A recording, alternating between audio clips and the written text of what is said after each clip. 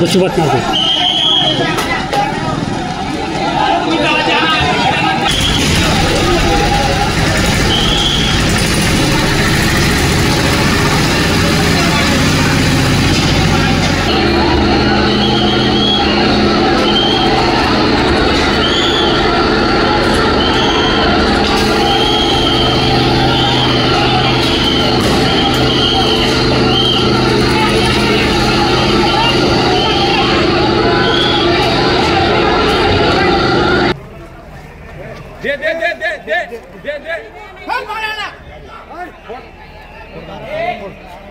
सर्व नागरिकांना आवाहन आहे, नंदुरबार शहरामध्ये ईदची मिरवणूक दरम्यान जे दगडफेक झाली आणि त्या दोन गटामध्ये जे दगडफेक झाली त्याच्यामुळे शहराचे जे काही कायदा व सुव्यवस्थेचा प्रश्न आहे त्याच्यावर प्रश्न निर्माण झालेला आहे।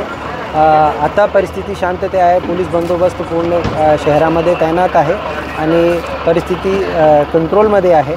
सर्व नागरिकांना एकच आवाहन आहे, कुठल्याही परिस्थितीची आक्षेपार्ह व्हिडिओ आक्षेपार्ह अफवा पसरू नये आणि अफवाला बळी पडू नये।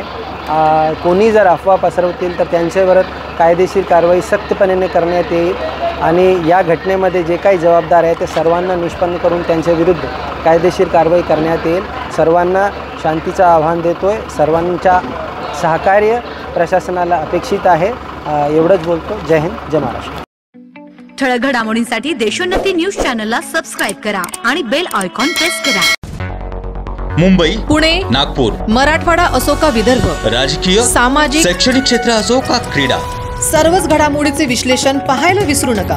फक्त देशोन्नती न्यूजवर।